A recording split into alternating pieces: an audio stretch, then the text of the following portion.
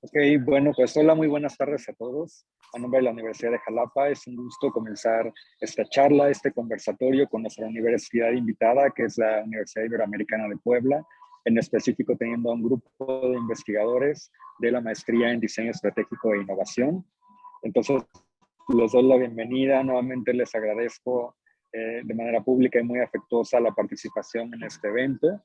Y bueno, quisiera tomarme un momentito para presentarlos en lo general y para que nuestro público sepa quiénes son los que nos acompañan el día de hoy en este conversatorio, en este evento, ¿no?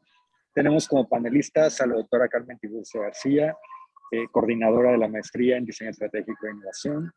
Y tenemos a Ramsey El Ángel Mellado Marino, a la maestra María Fernanda Rivera Carrillo y al maestro Eberto Mendieta García. El maestro Eberto, que tuvimos la oportunidad ya también de dialogar un poquito con él en la bienvenida a este evento, es coordinador de la licenciatura en diseño gráfico y también estratégico de información. Entonces, pues, les doy la bienvenida oficial a este evento. Me gustaría también irles trayendo el micrófono para que, pues, en la medida de lo posible, ustedes también nos cuenten un poquito de la orientación de esta maestría que, como comentaba hace un momento, he tenido pues, el privilegio de ver de cerca, de conocer muchos de los proyectos y pues en este momento que hemos titulado El valor social del diseño estratégico. Entonces, creo que habíamos organizado un poquito la dinámica con una presentación inicial por parte de la doctora Carmen Tiburcio y después, pues, participaciones individuales por el resto de los panelistas, un poquito platicando ya la experiencia que han tenido en la intervención y en el manejo de algunos ejes temáticos en particular. Así es, muchísimas pues, bienvenidos gracias. Todos. Muchísimas gracias, Memo, y bueno, voy a compartir pantalla. Y ustedes me dicen, me pide preferencias del sistema, ¿no será que? No sé qué quiere. Tal vez se tiene que ceder control a la doctora Carmen para que pueda presentar. No sé si quien administra podía darle y darnos a los demás. Me dé chance de proyectar. Creo que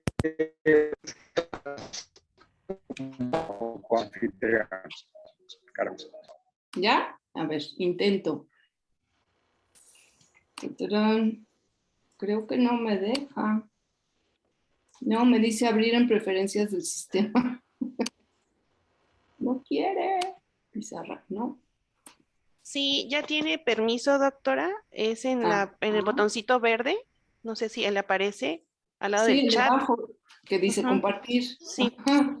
Sí, lo conozco muy bien, pero no quiere. Dice que no. Ya la hice coanfitriona también. Pues no quiere. A ver, déjame ver. Si quieres, pásamela, Carmen, y te voy apoyando. ¿Tienes Keynote? No. Estas cosas técnicas son terribles. No quiere. Nunca me había pasado, jamás me había pasado esto. Carmen, si necesitas, yo sí tengo Keynote. Ok. Entonces, a ver, pero ¿cómo te la paso? Por aquí, por Teams. Rivera. Ay, una disculpa, pero pues yo no sé qué pasa con estas cosas. No te preocupes. Y nunca me había pasado. Y mira que he estado con Zoom, muchos Zooms, pero no sé. No sé. A ver, aquí está.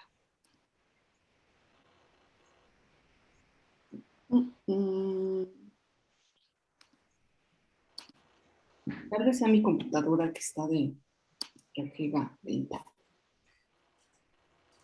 A ver, lo intento de nuevo. No, o sea, es que ni el desktop me deja.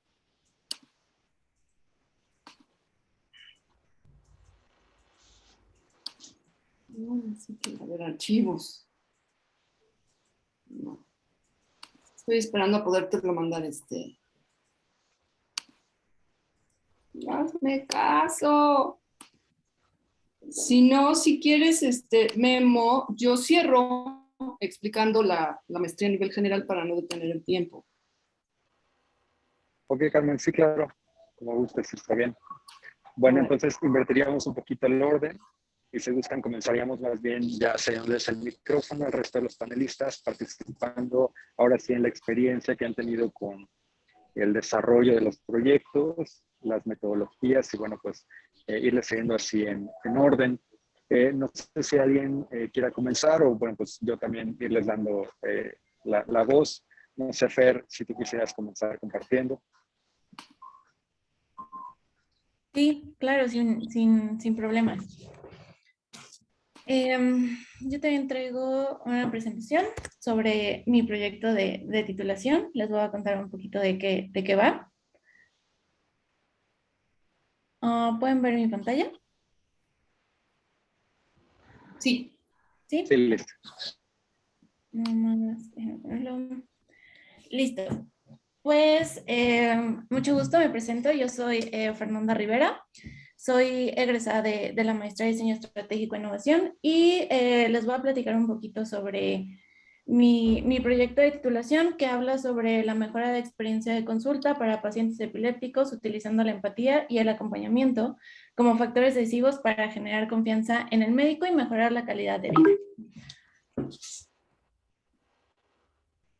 Les platico un poco para ponerlos en contexto qué es la epilepsia. La epilepsia es una enfermedad neuropsicológica que actualmente afecta a 50 personas a 50 millones de personas mundialmente, ¿no? Entonces, de lo que va este proyecto es que está enfocado, ¿no?, en mejorar la calidad de vida de los pacientes epilépticos y como se los conté en un inicio, pues nos enfocamos en utilizar la empatía y el acompañamiento como los factores decisivos para que estos pacientes pudieran aliviar todos sus puntos de dolor y así evitar el abandono del tratamiento.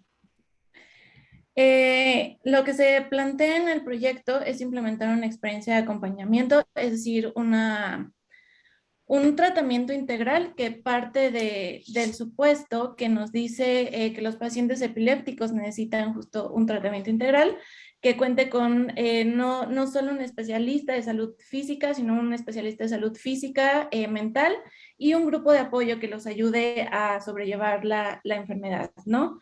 Este proyecto está pensado para dos usuarios. El usuario principal es obviamente los pacientes epilépticos que tienen síntomas, todavía están en proceso de consulta y de diagnóstico, ¿no? Y los usuarios secundarios, pues, son los cuidadores, que son todas estas familiares y amigos que de un día a otro se vuelven los cuidadores, no tienen ningún entrenamiento, no tienen ninguna guía y pues bueno, ¿no? Se vuelven parte importante de los pacientes. Ay, entonces, como para entender qué es lo que pasa con los pacientes epilépticos, pues bueno, cuando una persona es diagnosticada con epilepsia, de donde parte el proyecto es que no solo debe contar con un tratamiento físico que le ayude a controlar episodios, a minorar los síntomas o todo lo que tiene que ver con las repercusiones físicas, ¿no? Sino que también es necesario tener un tratamiento integral que lo ayude a incorporar este nuevo diagnóstico en el proyecto de vida que él ya que la persona ya tiene planteado para pues ir organizando nuevamente este proyecto y ya tener uno con la enfermedad. Entonces, pues bueno, este proyecto está basado en el proceso de diseño e innovación, que es el modelo del doble diamante, que esta es una representación visual pues, del proceso que hacemos cuando estamos creando innovación. Y pues bueno, aquí lo que hicimos pensando en los proyectos sociales, pues es adaptar el método de Design Thinking a este modelo del doble diamante, ¿no? Donde buscamos unificar necesidades, aliviar puntos de dolor y centrarnos en los objetivos específicos que tienen los usuarios, en este caso los pacientes epilépticos y los cuidadores. El Design Thinking creo que es un método que funciona mucho para los proyectos sociales, o por lo menos es como el insight que yo obtuve de trabajarlo en mi proyecto. Y pues bueno, ¿no? Consta de 5 fases que van, la primera es empatizar, que es donde nosotros intentamos entender a nuestro usuario, la problemática, puntos de dolor, etcétera, ¿no? En la parte de definir, pues bueno, analizamos todos estos acercamientos que tenemos con nuestro usuario y sintetizamos la información para poder definir ya los problemas centrales. Después de toda esta información, pues viene la fase 3, que es idear, ¿no? Donde empezamos a proponer nuevas soluciones para poder aliviar los puntos de dolor en la problemática planteada. Y de ahí nos pasamos a la fase 4, que es prototipar, ¿no? Que es, yo lo veo como una fase experimental, donde empezamos a poner en papel, en práctica, todas las ideas que tenemos para dar como la mejor solución. Y pues al final es probar esta solución, ¿no? Realmente es lo que necesitan nuestros usuarios o en qué, creo que aquí es donde empezamos a ver la iteración y empezamos a decidir a qué paso del design thinking nos vamos a regresar, ¿no? Creo que el que no sea un proceso lineal y que sea un proceso en el que puedes ir iterando ayuda muchísimo a los proyectos sociales, ya que estamos trabajando con problemáticas complejas que tal vez cuando llegamos, no sé, a la parte de prototipar nos damos cuenta que no, que nos hace falta entender más cosas sobre el contexto, entonces sin problema podríamos regresarnos a empatizar o a definir, ¿no? Entonces creo que el que no sea un método lineal ayuda muchísimo a entender muy bien hacia dónde tenemos que orientar nuestras soluciones y que realmente ayuden a las necesidades de los usuarios. Entonces, les platico muy rápido qué es lo que hicimos en este proyecto. En la parte de definir, se tuvieron acercamientos con estos usuarios, se hizo un taller IOU, también se creó se hizo un Creative Toolkit que nos ayuda con elementos gráficos a entender la situación que está viviendo el usuario. Algo muy importante que hicimos en la parte de empatizar, pues es la entrevista, ¿no? Con el psicólogo, con los especialistas en salud mental y lo más importante con los pacientes que nos ayudaron a entender hacia dónde iban sus necesidades como, pues sí, como estas personas con la enfermedad y los cuidadores. En la parte de definir, pues bueno, también después de haber visto todo lo que necesitaban nuestros usuarios, pues empezamos con una categorización donde empezamos a bajar la información, empezamos a identificar patrones, empezamos a identificar como un poco ya más específico lo que necesitan, lo que nos lleva a la redacción de los insights, ¿no?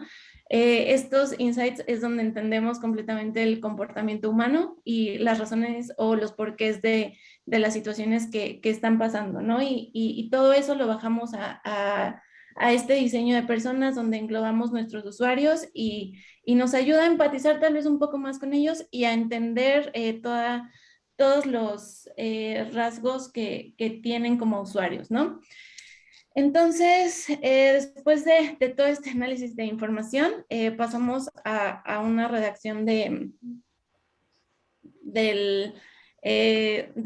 como el reto de diseño o el HAMAIWI, que es donde planteamos la base ya para la ideación, que es como mejorar la experiencia de pacientes epilépticos en el proceso de consulta presencial e híbrida, porque en ese momento estábamos viviendo la pandemia en su esplendor.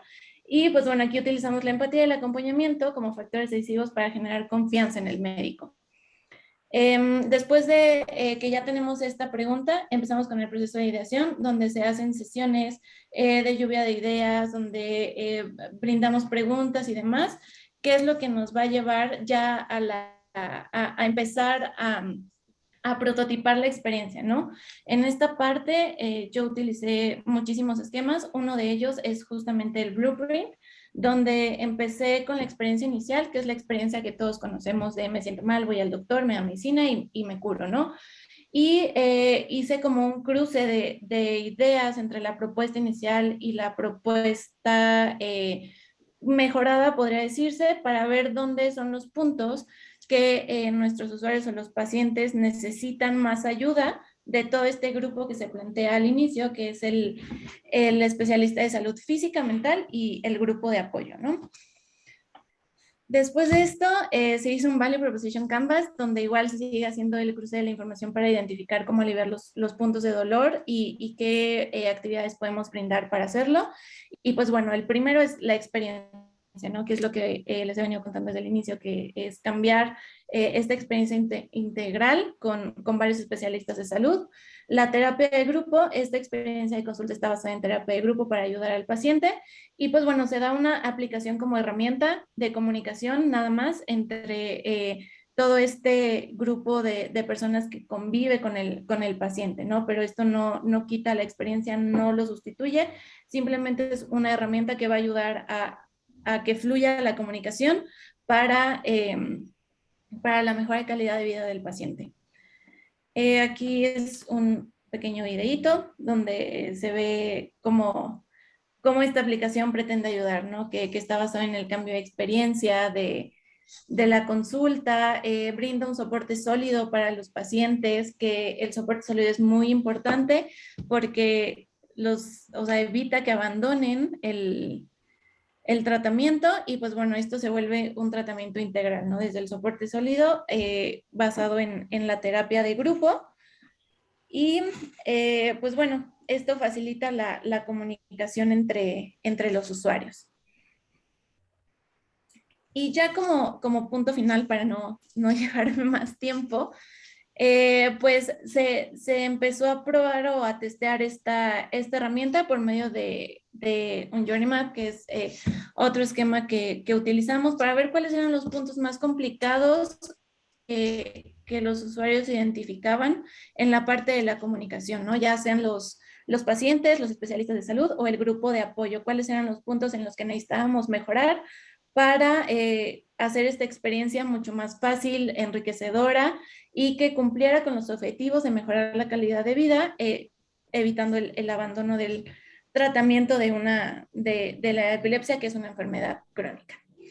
Y pues bueno, muy rápido las conclusiones es que por lo menos en este proyecto, que es un proyecto social, a partir de todo el análisis de los objetivos establecidos y tomando en cuenta el proceso que están llevando los pacientes desde que aparece el primer síntoma hasta el diagnóstico, pues el rediseño de consulta los ayuda muchísimo, tanto a pacientes como a cuidadores, a procesar este difícil paso en ser diagnosticado con una enfermedad crónica y también los ayuda mucho a entender las repercusiones que tiene el abandono del tratamiento, ¿no? No solo en los pacientes, sino también en los cuidadores.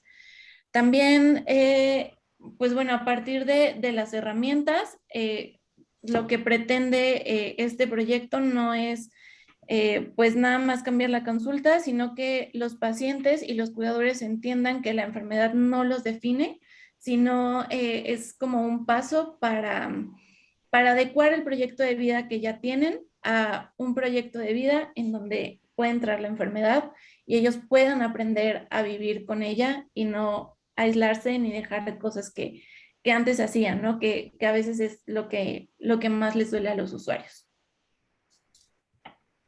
Y listo. Muchas gracias, Fer. Más adelante vamos a regresar a una ronda breve de comentarios y preguntas. A lo mejor me gustaría plantearla así en general para que la vayan pensando, sobre todo en conocer después de esta experiencia que has tenido de aplicación, cuáles son los beneficios o retos precisamente de estos impactos sociales, ¿no? Sobre todo de proyectos que se manejaron con esta metodología. Pues lo dejo ahorita en el tintero y volvemos en un momento. Muchas gracias, Fer. Creo que ya está también la maestra Ramsey por aquí. Ramsey, ¿cómo estás? Buena tarde.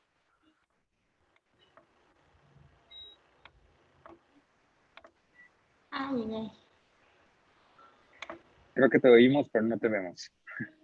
Sí, aquí ando. Ahí está. Listo. ¿Cómo estás? Muy buena tarde. Bienvenida también a este foro. Pues me gustaría nuevamente compartir el micrófono contigo para que nos cuentes ahora cuál ha sido esa experiencia precisamente a través de este posgrado, el eje temático que tú has manejado y pues básicamente cederte el espacio. Muchas gracias. Déjenme ver cómo se comparte. Aquí está.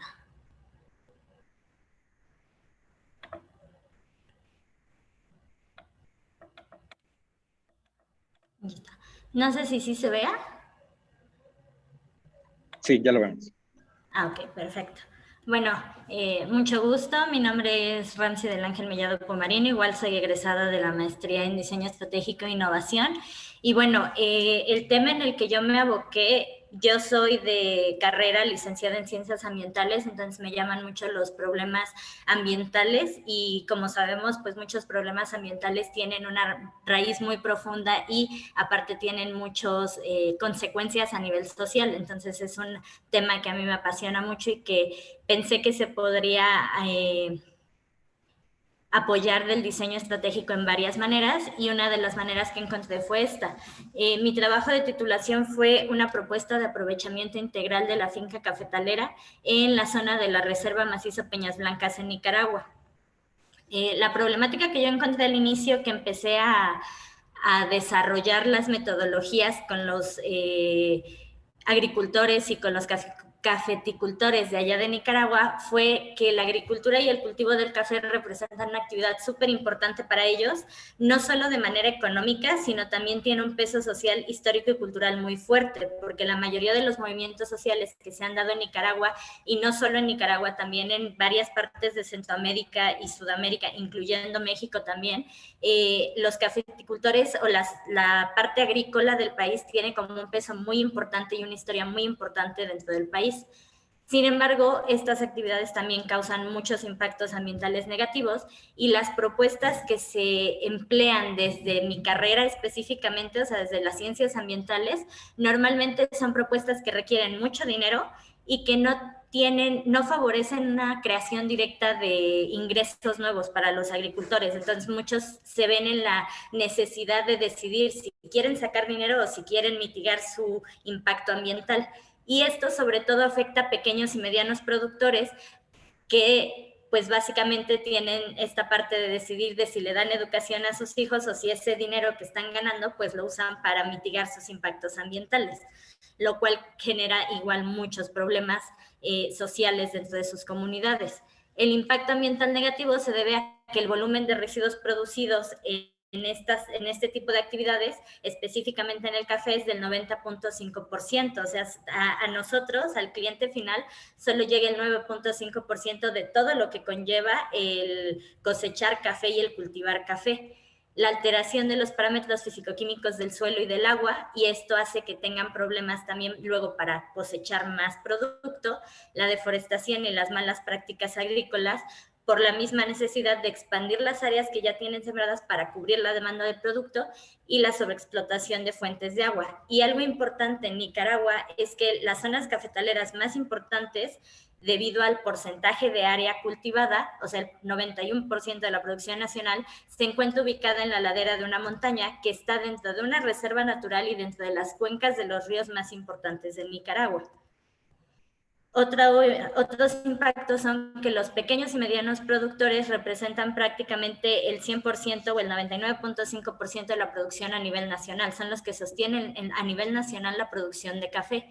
Y las soluciones, como les comentaba, normalmente no son aptas porque conllevan una inversión inicial altísima, una inversión de mantenimiento también muy alta y como tal no les generan un producto o un servicio que ellos puedan vender y del cual puedan aprovechar y tener más ganancias o más utilidades.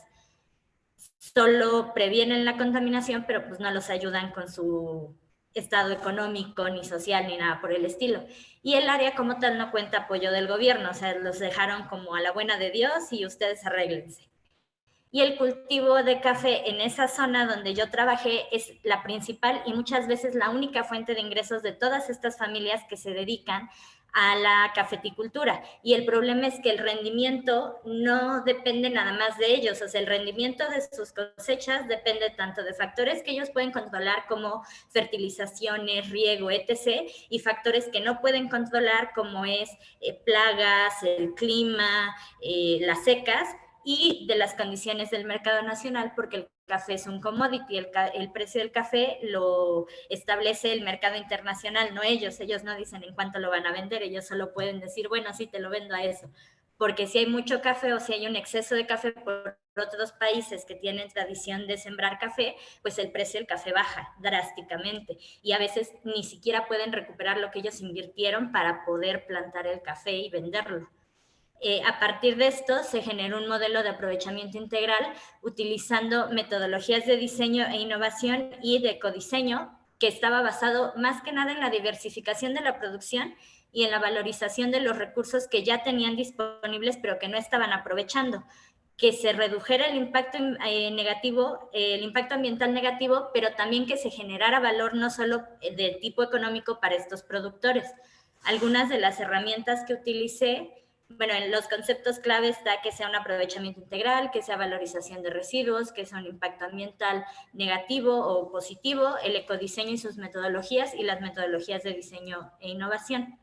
En el ecodiseño se basa en la integración de aspectos ambientales y en el diseño y desarrollo de un producto con el objetivo de reducir los impactos ambientales adversos a lo largo de todo el ciclo del producto, no solo en la cosecha, no solo en la producción, no solo en el beneficiado, sino también qué hacemos con la parte del producto que ya se vendió, que ya llegó al cliente final y cómo regresa a nosotros para que nos hagamos cargo de esos residuos. Y las metodologías parten de dos objetivos, que son obtener una visión general y panorámica, para lo cual usé matrices MED y modelados en sistema IO, que es una valoración de impactos ambientales, y para identificar los aspectos y prioridades que se deben abarcar dentro del diseño, que utilicé un modelador en línea para análisis de vida, análisis de ciclo de vida de todos los productos.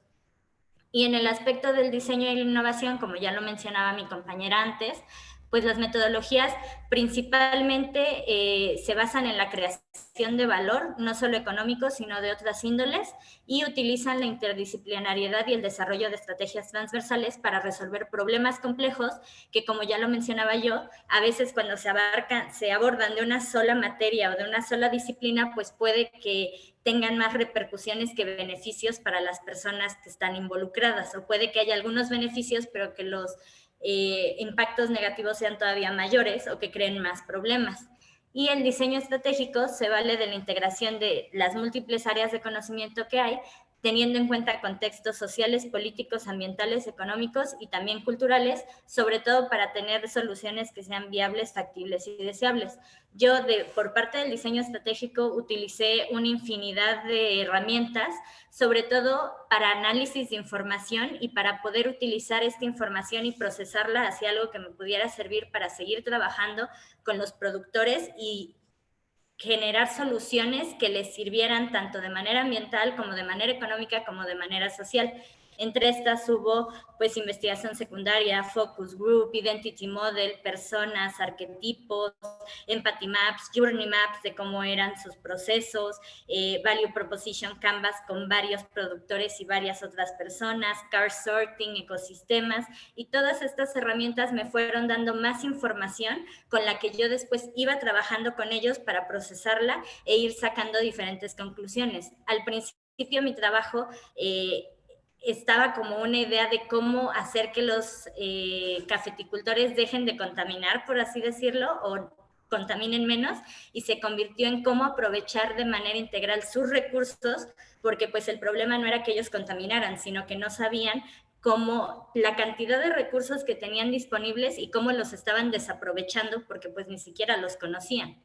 Entonces, apliqué estas herramientas de manera sistemática y conjunta, al igual que las de ecodiseño, para permitir la generación de varias propuestas que iban encaminadas a reducir el impacto ambiental y a generar valor para estos productores, no solamente económico, y llevó a un diseño de modelo de aprovechamiento integral de las fincas, que se encuentran casi todas agrupadas en una sola zona, por medio de diversificar su producto, valorizar todos los recursos disponibles y la creación de otros modelos de negocio aparte del que ya tenían.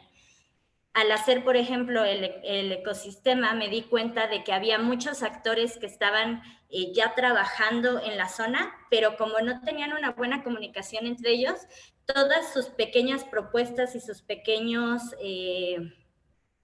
trabajos se estaban quedando muy cortos porque no se comunicaban o no explotaban totalmente todos los recursos que tenían para explotarlos. Entonces, el ecosistema me permitió ver que había muchas propuestas que se parecían o que estaban trabajando sobre un mismo rumbo, pero que no estaban siendo totalmente explotadas por la falta de comunicación entre los propios productores, los organismos internacionales, las propias universidades que ya están ahí, las cooperativas que ya se formaron, los intermediarios, etc. Y a raíz de todo esto, pues lo que salió fue un business model Canvas que tiene como objetivo el aprovechar la finca de manera integral con varias acciones, producción y venta de celulosa, ecoturismo, diversificación, con varias alianzas como es con organismos internacionales, un centro de entendimiento de la naturaleza y las universidades, diferentes actividades que hay que hacer que son como la capacitación, etc. Pero después me di cuenta de que si bien esto era viable, factible y sostenible y deseable, pues estos son, por ejemplo, algunos productos de celulosa bacteriana. Uno de los principales problemas era que no podían invertir en hacerlo totalmente e implementarlo así de golpe en una sola fase. Entonces, para responder a la baja inversión inicial y la generación que ellos tenían, bueno, la necesidad de generación de nuevos ingresos para luego poderlos invertir, porque ellos sí estaban en este modelo de pensamiento de sí queremos invertir, pero no tenemos de dónde invertir, se dividió la propuesta en 3 fases, siendo necesarias las alianzas, las actividades clave y el flujo de ingresos de las fases previas para poder cimentar sobre eso la realización de la fase siguiente. La primera fase se convirtió en producción, venta y procesamiento de celulosa bacteriana y aprovechamiento de la infraestructura y el proceso de beneficiado existentes como una experiencia ecoturística con ayuda de, por ejemplo, el Centro de Entendimiento de la Naturaleza, que ya trabajaba como vendiendo experiencias de ecoturismo, pero que todavía no se metían tanto en esta parte del café.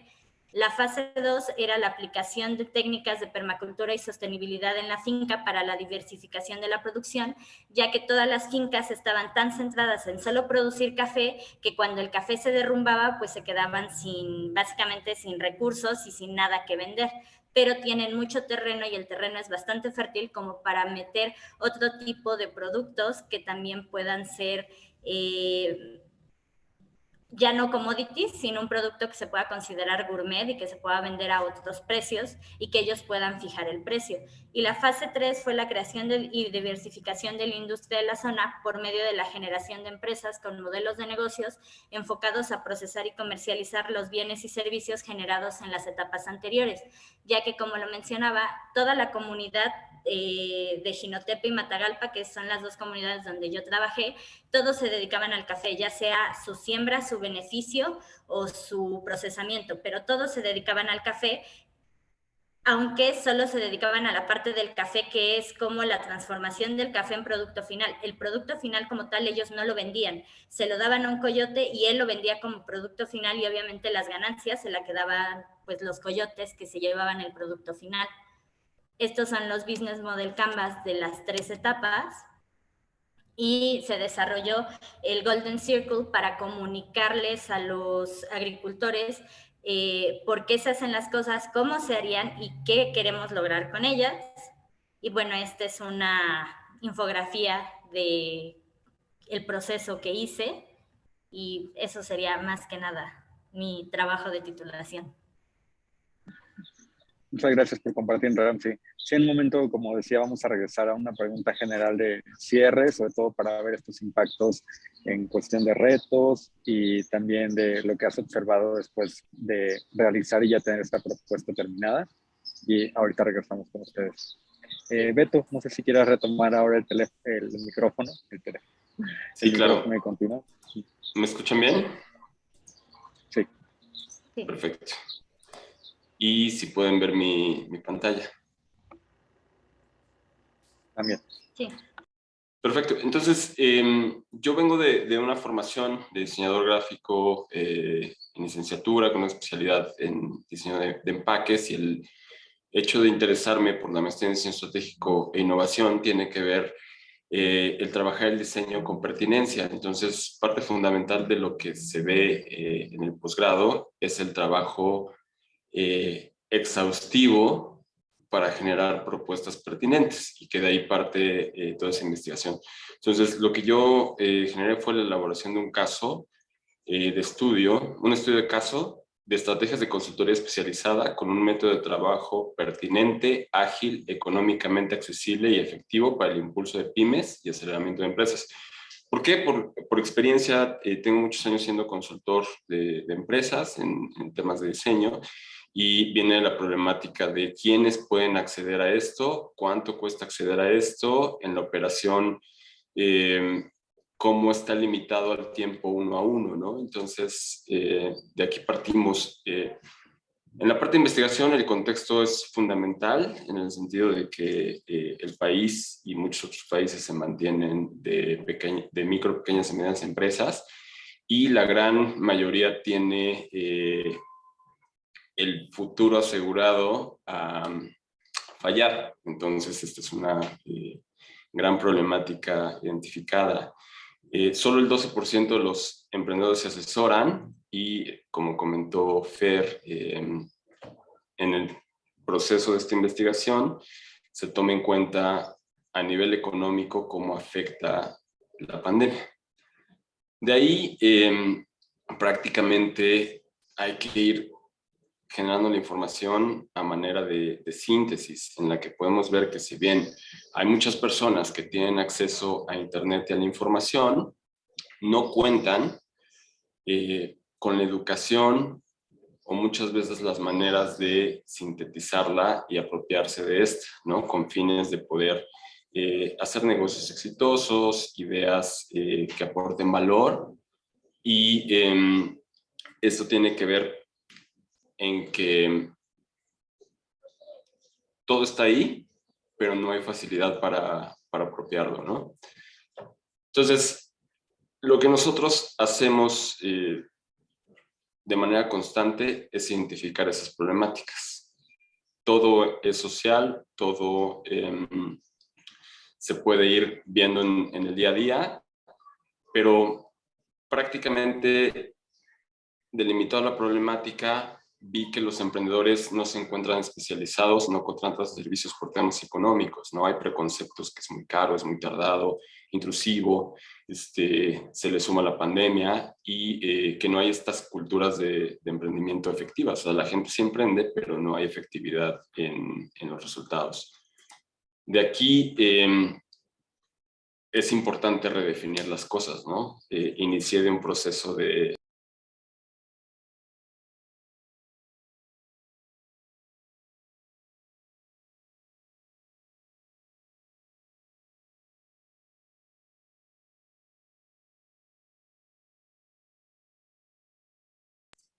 incentivos fiscales, financiamientos, espíritu emprendedor, red de mentores.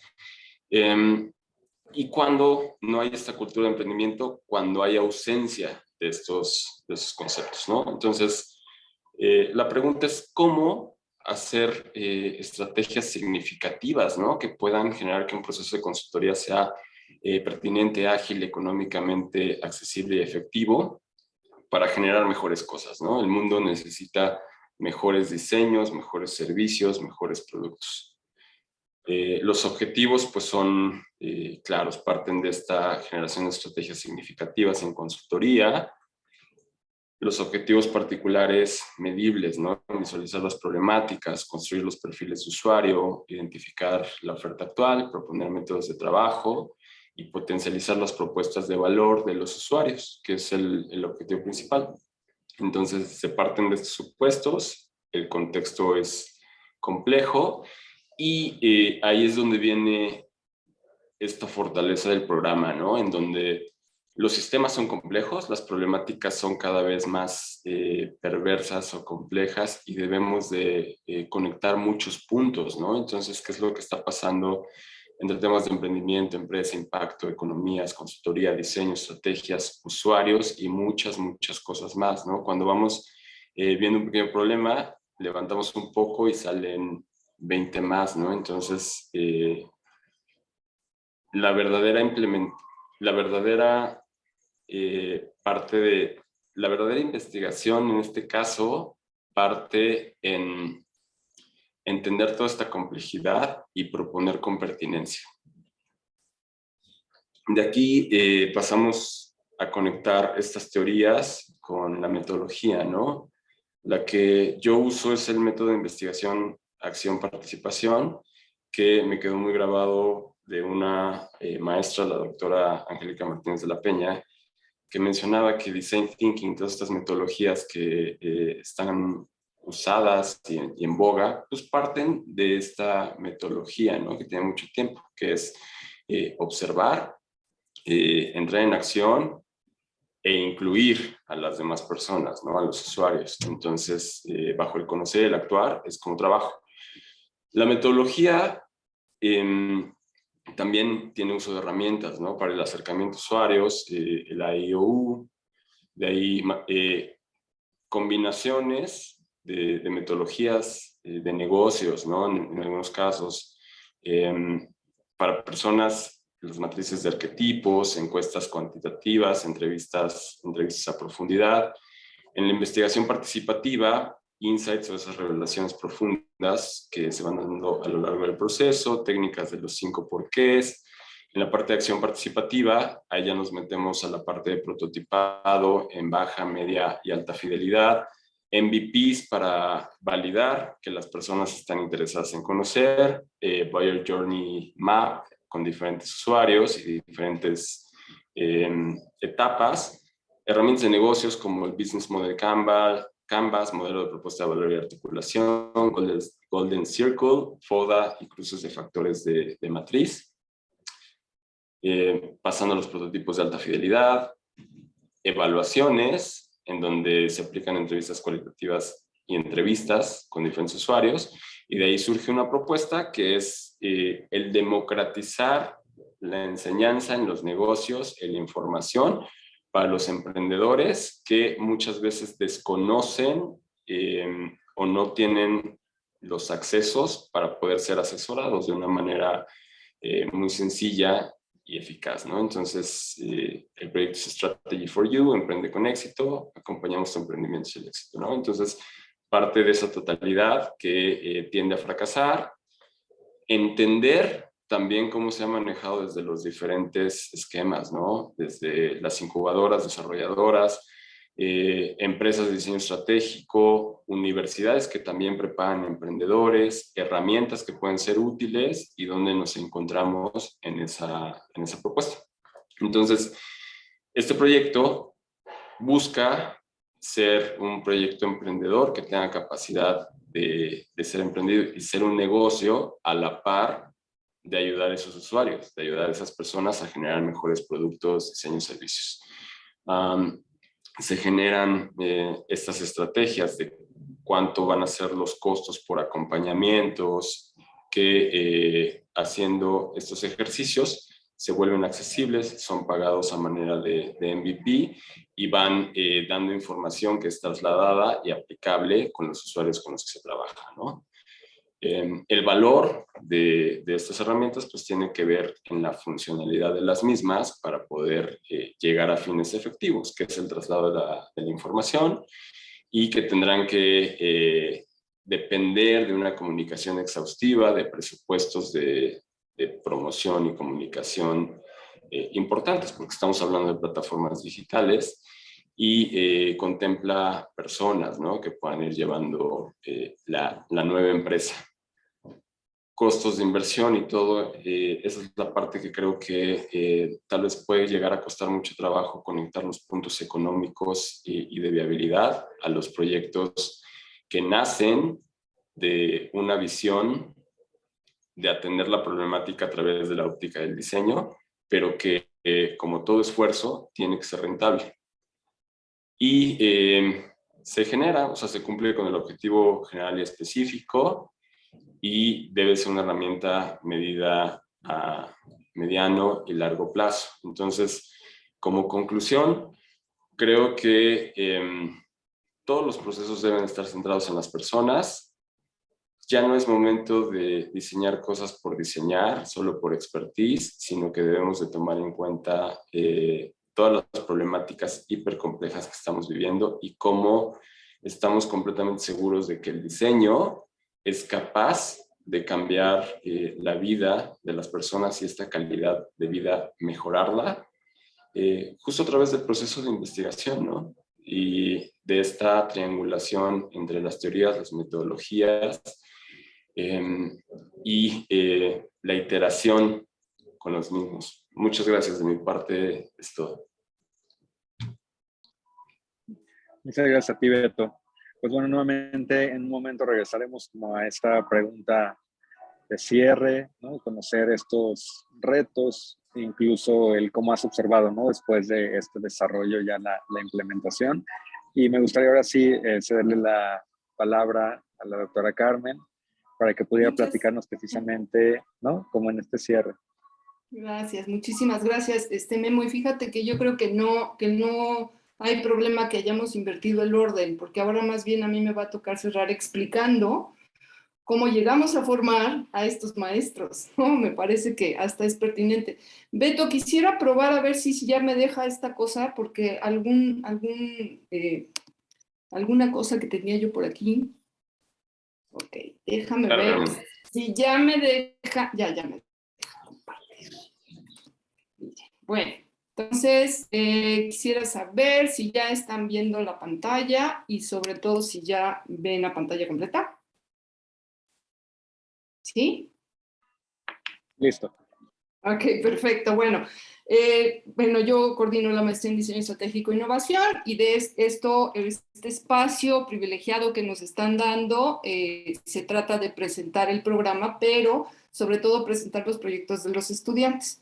Entonces ya de los estudiantes, de los maestros, ¿no? Entonces ya se presentaron 3 de los proyectos y a mí me toca explicar un poquito, como lo decía hace un momento, de cómo es que formamos a estos maestros. Bueno, de entrada quiero explicar que el programa que nosotros tenemos inició en Ibero Ciudad de México y ellos ya tienen algo así como 13, 14 años con el programa. Nosotros vamos por la 8ª generación y eso significa que iniciamos en el 2015 con el programa, abrimos anualmente. No obstante, este programa se imparte tanto en Ibero Puebla como en Ibero Ciudad de México, pero también en la Universidad Rafael Landívar de Guatemala y en el ITESO de Guadalajara hasta este momento. No obstante, tenemos sellos identificadores diferentes, es decir, Ibero Ciudad de México y la Universidad Rafael Landívar se concentran básicamente en lo que es la innovación en negocios. El ITESO de Guadalajara está concentrado en la innovación de productos, tomando en cuenta pues, el contexto que se tiene en ese estado. Pero nosotros, Ibero Puebla, estamos con un énfasis en lo que es la innovación social y el impacto social que se tiene a partir de la investigación. ¿Ok? Entonces, cada una de los programas de cada una de las universidades, aunque compartimos muchas de las cosas, tiene su sello identificador, como le acabo de decir, y es nuestra universidad la que tiene este sello de lo social. El corazón que tiene el programa es la estructura de pensamiento de diseño, como ya lo explicaron los maestros, para generar innovación en un proceso de constante investigación, básicamente cualitativa e iterante, pero no necesariamente significa que descuidemos toda la parte dura, ¿no? Lo que son los datos duros. ¿Con qué finalidad? Con la de conocer y entender prioritariamente las situaciones y los problemas. Ya explicaron los 3 maestros que esa es una de las cosas principales o primordiales, porque generalmente partimos de problemas que suponemos. Y en el momento que empezamos a investigar y empezamos con estos procesos, resulta que nos encontramos que hay una complejidad enorme, que todo es sistémico y todo está interconectado. Y que no es un solo problema, sino que puedes pegarle a muchos porque todo está concentrado y de eso va que entendamos desde el principio. Trabajamos con muchos modelos. Ahorita acaban de hablar del Design Thinking, pero también hay otros modelos, Human Centered Design, User Centered Design, etcétera. Pero lo prioritario es esto que hablaban ellos. Tenemos que estar centrados en las personas con los objetivos o el objetivo primordial de atender necesidades, contribuir con la solución de los problemas y finalmente lo que hacemos, como ya lo dijo Beto, utilizamos estos modelos y estas herramientas, pero en realidad lo que estamos haciendo es investigación, acción participativa. Ok. Usamos muchos modelos, aquí les pongo algunos de ellos, los deben de conocer, todo el tema del doble diamante, los distintos pasos que se tienen en los distintos modelos, como ya los decía, no me voy a detener en esto. Y trabajamos toda la vida con trabajo colaborativo, participativo, intermulti e incluso transdisciplinar, tomando en cuenta que el posgrado está dirigido a cualquier profesional, como ya lo explicaba Ramsey. O sea, es muy inocente pensar en que una propuesta desde un solo enfoque profesional puede dar solución o puede encontrar solución a problemas diversos o a necesidades sociales.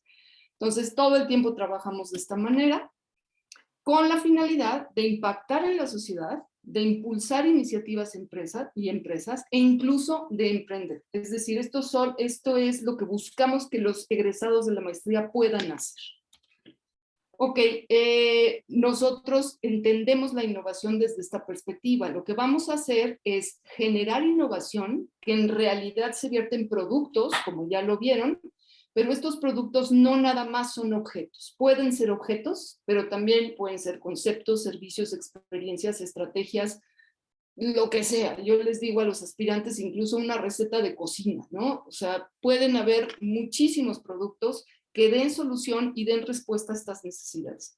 Pero lo que los caracteriza es que equilibran estos tres factores básicamente.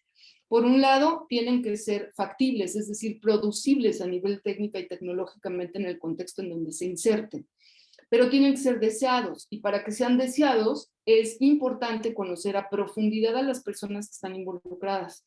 Por eso tenemos un enfoque sociológico, antropológico en la formación de los estudiantes. Y finalmente tiene que ser viable, pero no viable nada más a nivel económico, como lo decía Ramsey. Tiene que haber un tema de rentabilidad, desde luego, pero también tiene que haber un tema de oportunidad, es decir, tiene que ser viable a nivel de oportunidad. Y esta es una cuestión que no nos podemos apartar. Evidentemente tenemos que trabajar con base en el concepto de la empatía, entendiendo este concepto no nada más como me pongo en los zapatos del otro.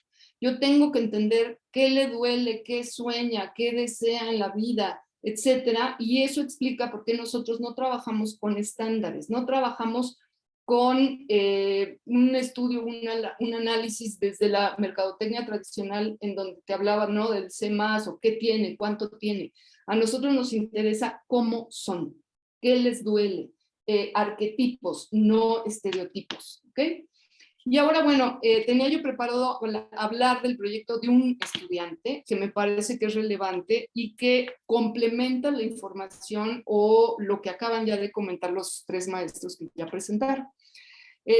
Voy a tratar de hacerlo muy rápido. Es un proyecto cuyo tema se centra en la rehabilitación, y les platico rápidamente. Alex Vázquez, que es el autor de este proyecto, cuando llega de aspirante, llega con un proyecto vinculado con un padecimiento propio. O sea, él me decía, es que yo tengo problemas que necesito rehabilitación motriz, ¿no? Y tengo el problema de que pues todos los aparatos que se utilizan no son mexicanos, están son de otro país y no se ajustan a nosotros y demás. Bueno, empezamos con el proceso de investigación, como ya lo explicaron los tres maestros, y él llega o cae en la cuenta de que hay un problema muy importante que nadie o muy poca gente ha tratado, que es el tema de la rehabilitación infantil en niños pequeñitos. Entonces él decía esto, pues yo empecé a trabajar en una aventura que comenzó a hacer muchos prototipos, porque esa es una de las prioridades que se trabajan dentro de estos procesos. Hay una máxima que a mí me encanta dentro del diseño estratégico, que es: equivócate frecuentemente, rápido y barato, ¿no? ¿Para qué? Para que yo los vaya escalando y en este escalamiento al final yo produzca algo que tiene la certeza de que va a funcionar. Ok, él empezó con este chiquito, se llama Egmont, y entonces él se encuentra que uno de los ejercicios de rehabilitación, él tenía que pasar estas fichas que están de su lado derecho a su lado izquierdo. La chica que está con él es la terapeuta, y entonces se da cuenta que el niño llora, no quiere, se aburre, de plano nomás no. Y la terapeuta sufre, el papá sufre, el niño sufre, todo el mundo sufre. Y entonces se le ocurre la primera idea y dice, bueno, a ver, voy a tratar de hacer un ejercicio con unos peluches, hizo unos peluches ahí y llegó con el niño y le dijo, fíjate que esta es la Catarina lunar. Y la Catarina lunar en su viaje interespacial, pues resulta que se cayeron todos los lunares. Y entonces es importante que tú como héroe le pongas los lunares a la Catarina lunar. Era exactamente el mismo ejercicio y el niño lo hizo tan contento que incluso el hermanito que no tenía ningún problema motriz estaba haciendo cola para hacer lo mismo. ¿Ok? Entonces se da cuenta de que la terapia puede ser divertida, pero hay que ver de qué manera se lo haces llegar al niño, ¿no? Este chiquito es Edgar, por ejemplo, y él tenía un problema de manipulación, o sea, con sus manitas.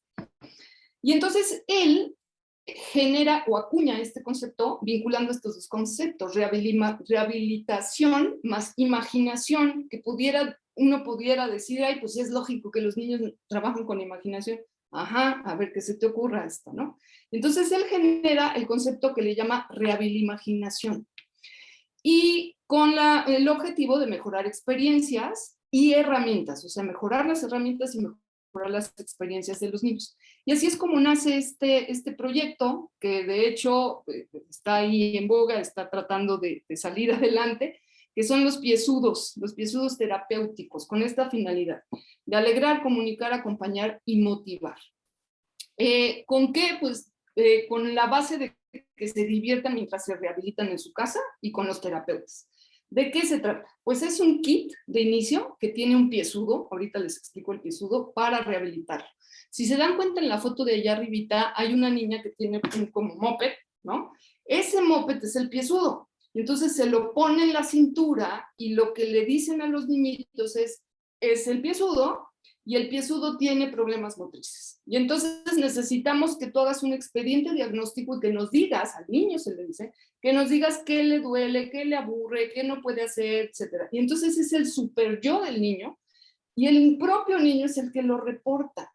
Aparte tiene muchas herramientas, por ejemplo, para los chiquitos que tienen el problema de lanzar o cachar, genera una cosa que le llaman manos pegajosas, está allá abajo, un chaleco para poner la tableta en donde vienen las instrucciones, los videos y demás, desde luego el piezudo, el expediente, etcétera. Este es el piezudo, ¿no? Por ejemplo, que se pone el niñito y además que tiene los brazos, las manos, las piernas, para que el niño diga qué le duele y qué no puede hacer.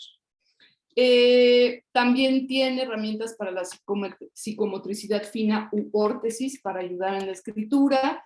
Por ejemplo, me da mucha risa porque también es como muy simple, ¿no? Es la terapia de movilidad y lo que hizo fue una andadera cosa mascota. Entonces, ¿qué hizo? Bueno, pues disfrazó a la andadera de perro y al niño le dicen que tiene que sacar a pasear a su perro y que después de determinados pasos lo tiene que llevar a tomar agua y demás. ¿Y qué pasó? Pasó lo mismo. Los niñitos que hacían su ejercicio que tenían que hacer, adelante, pero luego los hermanitos también querían, ¿no? Que no tenían el tema.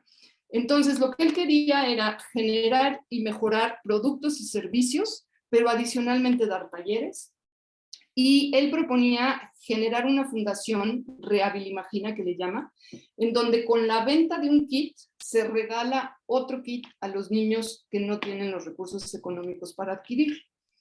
Él propone también que dentro de este Rehabilimagina se genere investigación, se desarrollen más cosas y se publiquen los avances en lo que se está haciendo.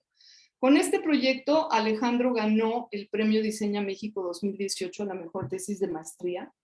Es uno de los premios más importantes en México, si no es que el más importante. Y bueno, lo han invitado a cuantas cosas, ¿no? Participó en el 8º encuentro Vida, Enseñanza y Diseño y los seleccionaron como uno de los 50 talentos de ideas para mejorar un mundo o para un mundo mejor en Matadero, España. Estos 50 talentos los seleccionaron a nivel mundial y pues ha participado en eventos. Esta, por ejemplo, es la Cátedra Entorno y lo invitan todo el tiempo a dar charlas y pláticas porque la verdad es que el proyecto es una maravilla. Y bueno, ese es uno más de los proyectos, pero ya escucharon a los otros maestros. Así es como trabajamos en la maestría y esta es la intención de formar a estos maestros con el tema de la innovación social. Y ya. Muchas gracias.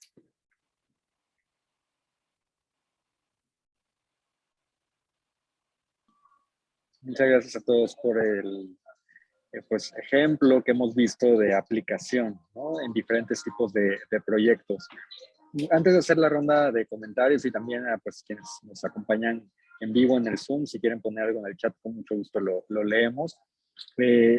Quisiera preguntarte, Carmen, en el caso, por ejemplo, de los espacios de investigación, que yo sé que también activamente estás vinculada con pues, diferentes niveles de trascendencia de estas metodologías en estos aspectos que reconocen la complejidad, que tienen también otras vinculaciones con universidades. ¿Tú cómo observas el recorrido, la trayectoria de quienes han egresado de la universidad en el sentido de poder precisamente aprendido aquí, y si hay algunos temas centrales que has podido revisar o identificar en estos espacios de investigación? Fíjate, Memo, que una de las cosas que hemos observado en la formación de estos maestros es algo que a mí me enorgullece, la verdad, es que, y que no nos lo propusimos como objetivo dentro de la maestría, pero lo logramos, es que les cambiamos el chip, les cambiamos la estructura de pensamiento. O sea, y se lo pregunto a todo el mundo, ¿quién eras antes de entrar y quién eras después? ¿Y qué valor le das a la investigación y al impacto que puede tener que tú realices estos proyectos de investigación con base en las herramientas que aplicas? O sea, lo logramos. Eso tiene una desventaja, y es que estamos hablando de procesos de innovación, y al hablar de procesos de innovación con modelos desconocidos, pues tienes que enfrentar a la gente a momentos de incertidumbre muy importantes. Entonces, yo me he dado cuenta que en la primera mitad del posgrado la gente sufre, y sufre mucho, y se sienten así terriblemente mal. Pero dentro de los procesos de investigación, con las herramientas que les estamos dando y con la forma como se les van compenetrando, pero sobre todo en estos acercamientos al campo, en esto entender a la persona, en este tema de darse cuenta el impacto que puede tener positivo ayudando a las personas y a las sociedades y mejorando la calidad de vida de las personas, les cambia la vida. O sea, son otras personas. Ahora, ¿qué he observado yo? Se me fue un poquito el audio cuando estabas hablando, no sé si te estoy contestando correctamente, pero otra de las cosas que yo he observado una vez que egresan, además de que se les cambia el chip y lo que tú quieras, es que muchos de ellos han encontrado opciones de trabajo que no tenían la menor idea de que los iban a encontrar, ¿no? Una de las chicas, Lorena, se fue a trabajar a San Francisco, se la llevaron a San Francisco a una empresa transnacional, justamente por la capacidad que ella tiene de investigación con base en estos modelos, ¿no? Otro estudiante también está ahora en Guadalajara, creo, etcétera, pero hemos formado estas personas con base en darle la importancia y la prioridad a los procesos de investigación que verdaderamente tengan resultados a nivel, como decía yo, de investigación, acción participativa, que generen propuestas que sean viables y que sean factibles de implementarse en el campo. No sé si te contesté porque te digo, se me fue el sonido de pronto. Sí, Carmen, muchísimas gracias por compartirme esta parte también. Y creo que pues lo hemos visto en los proyectos, y vaya, me da mucho gusto también poder observar cómo es que estas herramientas igual se están vinculando con lo que comentaban de investigación acción participativa, que tiene una trayectoria pues, bastante importante, y que ahora también con el tema de la pandemia incluso pues se tuvo que digitalizar más allá de lo que se había acostumbrado. Entonces creo que todavía hay varias áreas que siguen evolucionando en este tema, ¿no? Así es, Memo. La verdad es que, mira, yo estoy muy satisfecha, y me parece que la gran mayoría de los maestros que han pasado por el posgrado se sienten satisfechos, están contentos, están aplicando todo lo que aprendieron y están desarrollando muchas cosas, ¿no? A partir de lo que aprendieron, utilizando todos estos procesos, herramientas con base en los modelos, ¿no? Que revisamos. Pero algo muy importante, y es que no nada más utilizan los modelos, las herramientas y los procesos de investigación, sino que generan los propios, ¿no? Entonces tienen la capacidad de tomar estos modelos y de pronto pues mezclarlos o generan otras ideas y generan los propios modelos y adelante, ¿no? Y los comparten, y con eso con eso funcionan en adelante. Eso me parece que es un logro muy, muy importante de señalar. Claro que sí. Muchas gracias, Carmen. Pues en el rumbo ya del cierre de este conversatorio, me gustaría nuevamente en una breve participación de nuestros ponentes, preguntarles cuáles han sido esos insights o esos retos de la aplicación en campo, ¿no? O del descubrimiento de estas herramientas ya para futuros proyectos. Fer, no sé si quisieras participar primero y comenzar. Sí, claro, Memo. Pues mira, creo que el insight más grande que he tenido a partir de pues desarrollar el proyecto, creo que es poder entender a tus usuarios, ¿no? Creo que a veces cuando estamos, voy a hablar como en general, ¿no? Como diseñando algo, creando algo, suponemos que muchas cosas pueden funcionar, pero nunca logramos ponernos como en sus zapatos hasta que te metes completamente a la investigación, ¿no? Ahí entiendes todo, te empiezas a dar cuenta de lo complicado que puede ser la problemática y, pero, o sea, al final resulta totalmente enriquecedor el poder entenderlo y poderle brindar las herramientas para resolver estas problemáticas en las que ellos se encuentran y que son realmente muy difíciles y les complican la vida completamente, ¿no? Entonces, creo que esa es la parte que a mí más me gusta. A mí me gusta muchísimo estar investigando, me gusta entender, me gusta empatizar, me gusta irme trabajando con mis usuarios hacia las nuevas posibles soluciones para la problemática en la que están. Contigo. Muchas gracias, Fer. Ramsey, ¿quisieras comentar algo también en el mismo sentido? Pues creo que a mí también una parte que me dejó muy marcada de todo el proceso que yo tuve de licenciatura y que ahora tuve en la maestría y de hacer este trabajo fue la parte de que cuando estudias una licenciatura tiendes a casarte como con tu área y a dejar otras áreas como por fuera. Mi licenciatura en sí fue como bastante para gestionar proyectos, entonces nos hacían ver diferentes perspectivas, pero nunca nos sumergíamos tanto como me llegué a sumergir en el diseño estratégico y con estas metodologías de diseño. O sea, realmente no te dan una manera de empatizar, solo te dicen empatiza. Entonces, el hecho de que tú realmente tengas una herramienta que te ayude a entender quiénes son tus usuarios o las personas con las que estás interviniendo, quiénes son, por qué son así, cómo están viviendo el problema y no nada más que te digan empatiza con ellos, sí te abre muchas puertas a encontrar soluciones que antes podrías haber pasado por alto de manera muy rotunda y que realmente son soluciones que ellos buscan, que ellos quieren y que ellos están deseando tener, porque muchas veces también llegamos, un problema con el que yo me encontré al aplicar mis metodologías con diferentes usuarios, era que, por ejemplo, se tenían muchos supuestos o muchos estereotipos de las personas con las que estaban trabajando, que los cafeticultores creían que los artistas pues nada más andaban así como en la luna y se iban a morir de hambre, y que los de las universidades creían que los cafeticultores no tenían conocimientos lo suficientemente técnicos para abordar soluciones técnicas y que no las querían abordar simplemente por terquedad o porque no querían invertir.